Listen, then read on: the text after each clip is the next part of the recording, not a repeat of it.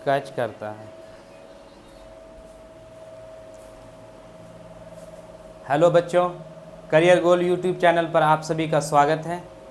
आज हम लोग प्रकाश के परावर्तन चैप्टर में प्रकाश का परावर्तन क्या है और परावर्तन के नियम को समझेंगे। अगर आप इसके पहले वीडियो में आपने प्रकाश के कई सवाल को देखे हैं।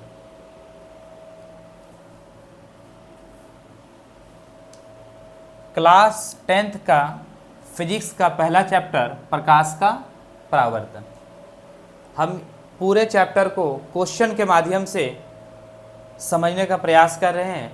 आज हम लोग समझेंगे कि पारदर्शी, पारभासी तथा अपारदर्शी पदार्थों में अंतर स्पष्ट करें, ये हमारा सवाल है। सवाल जरूरी ना हो कि ऐसा रहे, डायरेक्ट ऐसा भी हो सकता है कि पारदर्शी पदार्थ को परिभाषित करें, पारभासी पदार्थ को परिभाषित करें, अपारदर्शी पदार्थ को परिभाषित करें, यानी इन तीनों को अलग अलग करके भी परिभाषा पूछा जा सकता है। देखते हैं पहले पारदर्शी पदार्थ, जिसको अंग्रेजी में ट्रांसपेरेंट कहते हैं। ट्रांसपेरेंट, पारदर्शी, इस पार में ही है कि वो पदार्थ जिनसे होकर, यानी वे पदार्थ वे वस्तुएं जिनसे होकर प्रकाश आसानी से पार कर जाता हो, पारदर्शी पदार्थ कहलाते हैं। जैसे कांच, कांच में लाइट इस पार से उस पार हो जाता है। यही कारण है कि पहले लालटेन में कांच के शीशे कांच लगाए जाते थे, शीशे का प्रयोग किया जाता था जिससे लाइट आर पार हो जाता था। पानी से भी लाइट आर पार हो जाता है। हवा से भी लाइट आर पार हो जाता है। तो जिन वस्तुओं से प्रकाश आर पार हो जाता है उन वस्तुओं को पारदर्शी पदार्थ कहते हैं। पारभासी, ट्रांसलूसेंट, पारभासी वे पदार्थ जो उन पर पड़ने वाले प्रकाश के एक छोटे से भाग को ही अपने में से होकर जाने देते हैं, पारभासी कहलाते हैं। यानी कि जिस पदार्थ से प्रकाश, जितना प्रकाश हम लोग सोर्स ऑफ लाइट से, प्रकाश स्रोत से जितना प्रकाश आता है पूरा पार नहीं होता है, लेकिन प्रकाश का कुछ भाग आर पार होता है। जैसे घिसा हुआ कांच, कांच को घिस देंगे तो अगर मान लिया जाए ये कांच है, कांच का एक स्लैब है और जहां तक ये घिसा हुआ है, जहां तक घिसा हुआ, तो जहां घिसा होगा वहां से प्रकाश का कुछ ही किरणें आर पार होगी और जहां घिसा हुआ नहीं होगा वहां से सारे प्रकाश के किरण आर पार हो जाएंगे। तो जिस भाग से प्रकाश की किरणों का कुछ हिस्सा आर पार हो रहा है वो भाग पारभासी कहलाता है। और इसका एग्जाम्पल घिसा हुआ कांच, दूसरा एग्जाम्पल तेल लगा हुआ कागज, तेल लगा हुआ कागज, बैलून, बैलून का रबर, आंख की पलक, अगर लाइट है और उसमें आंख बंद करके और देखने का प्रयास कीजिएगा तो आपको धुंधला धुंधला सा दिखेगा, कारण कि आंख का जो पलक होता है वो पारभासी होता है। चमड़ा, स्किन, रक्त, खून यानी ब्लड, हल्के बादल और इसके अलावा धुआं, ये सारे पारभासी पदार्थ होते हैं। अपारदर्शी पदार्थ, अपार, यहाँ देखिए पारदर्शी पदार्थ में अ लगा के ये शब्द का उल्टा हो गया। जैसे शब्द में हम लोग हिंदी में कहते हैं सफल, तो सफल का असफल, उसी तरह पारदर्शी, अपारदर्शी। तो पारदर्शी वे पदार्थ है जिनसे होकर प्रकाश आसानी से आर पार कर जाता है। और अपारदर्शी इसका जस्ट उल्टा, कि वे पदार्थ जिनसे होकर प्रकाश को अपने में से नहीं जाने देते हैं, ये बिल्कुल भी आर पार नहीं होता है। जैसे एग्जाम्पल, लकड़ी से प्रकाश की किरणें बिल्कुल भी आर पार नहीं होती है। या जैसे दीवार में लाइट मारेंगे तो लाइट दीवार के उस पार नहीं जाएगा, क्योंकि दीवार जो है वो अपारदर्शक पदार्थ है। लोहा भी अपारदर्शक पदार्थ है। पत्थर अपारदर्शक पदार्थ है।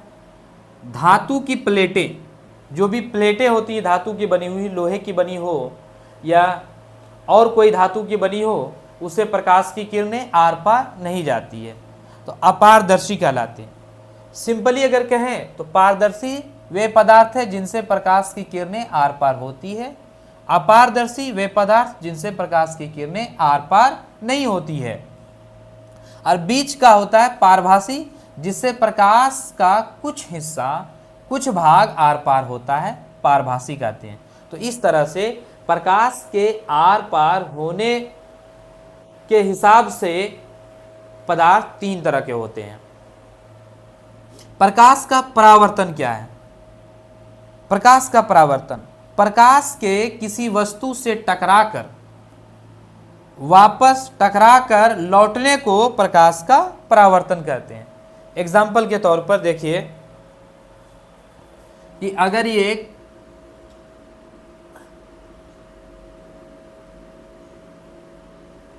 एक समतल दर्पण है, ये एक समतल दर्पण ले लें, और ये जो इस तरह से बनाया जा रहा है ये कलई की हुई है, यानी रंगी हुई एक तरफ से।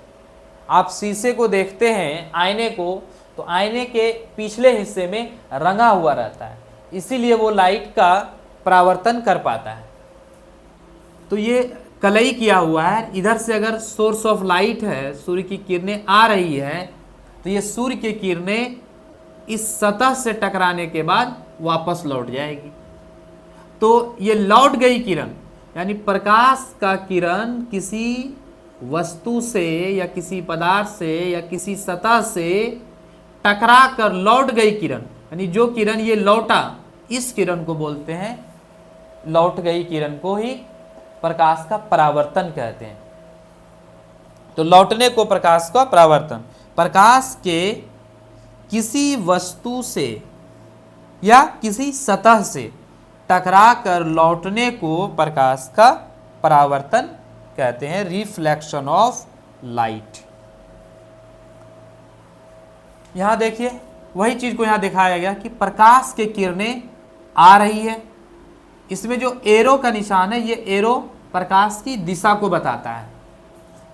प्रकाश की किरणों का पथ दर्शाने वाले चित्रों को किरण आरेख कहते हैं। जैसे यहां देखिए, ये जो एरो लगा हुआ है, ये जो लाइन गया है, ये लाइन दिखा रहा है प्रकाश का पथ, यानी प्रकाश के किरण का पथ। ये प्रकाश बिंदु ए से आ रहा है और इस सतह से टकरा रहा है, तो इसको किरण आरेख कहेंगे।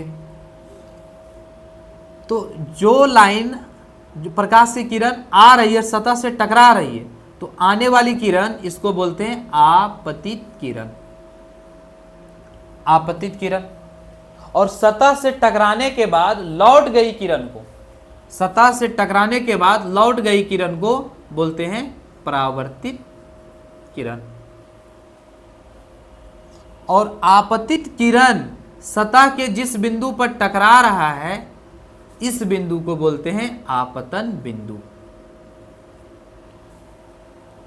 और आपतन बिंदु पर खींचा गया लंब, आपतन बिंदु, ये जो लाइन है डॉट से इसलिए दिखाया गया क्योंकि ये आभासी रूप से खींचा गया है, यानी हकीकत में ऐसा कोई लाइन यहाँ बनता नहीं है, लेकिन आभासी रूप से खींचा गया है। तो ये हमारा हो गया पर आपतित किरण, और सतह से टकराने के बाद लौट गई किरण को परावर्तित किरण। और आपतित किरण सतह के जिस बिंदु से टकरा रही है, उस बिंदु को बोलते हैं आपतन बिंदु। और आपतन बिंदु पर खींचा गया लंब अभिलंब कहलाता है। अभिलंब, अभिलंब कहलाता है।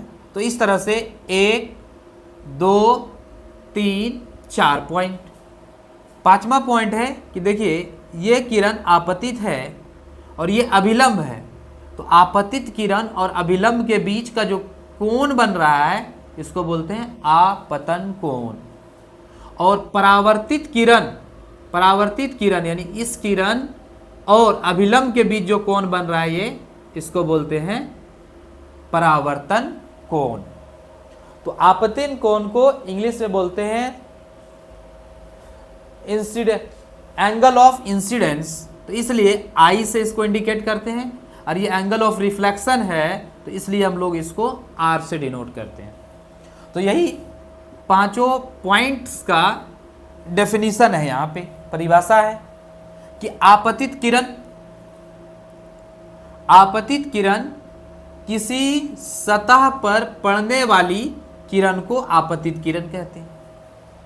आपतित किरण किसी सतह पर पड़ने वाली किरण को, जैसे ये किरण इस सतह पर, इस समतल दर्पण के सतह पर पड़ रही है, तो इसलिए ये ए से ओ जो किरण है ये हमारा बन गया आपतित किरण।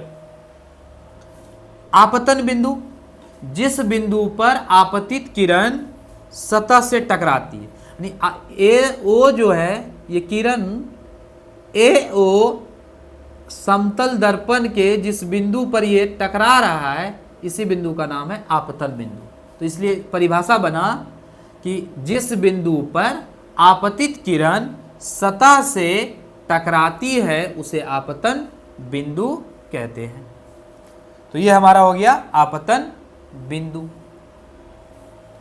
परावर्तित किरण, परावर्तित किरण आपतित किरण जिस माध्यम में आती है, जितना एंगल यहाँ बना के आती है उतना ही एंगल अभिलंब के साथ बनाते हुए ये लौट जाती है, और इसी लौट गई किरण को परावर्तित किरण कहते हैं। इसका परिभाषा देखिए कि परावर्तित किरण जिस माध्यम में चलकर आपतित किरण सतह पर आती है, इसका मतलब हुआ कि जितना एंगल के साथ ये किरण आपतित किरण सतह से टकराती है उतना ही एंगल बनाते हुए परावर्तित किरण निकलती है।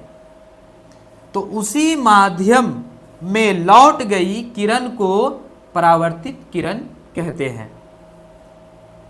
अभिलंब, अभिलंब देखिए ये हमारा है समतल दर्पण, और आपतित किरण जिस बिंदु पर पड़ रहा है सतह का आपतन बिंदु नाम है ये, और आपतन बिंदु पर खींचा गया लंब परपेंडिकुलर, तो आपतन बिंदु पर खींचा गया लंब को ही अभिलंब कहते हैं।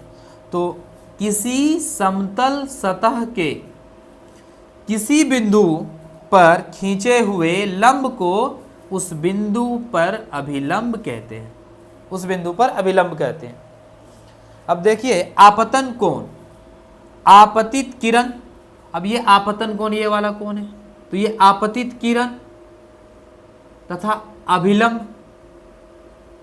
तो इसका परिभाषा बना कि आपतित किरण तथा आपतन बिंदु पर खींचे गए अभिलंब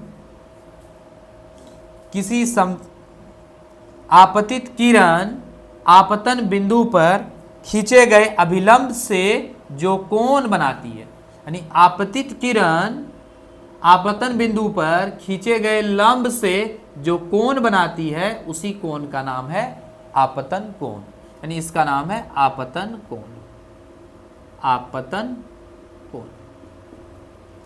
उसी तरह से सेम डेफिनेशन है, यहां लिखे नहीं है, उसी तरह सेम डेफिनेशन है कि परावर्तित किरण और आपतन बिंदु पर खींचे गए अभिलंब से बना कोण परावर्तित किरण कहलाता है।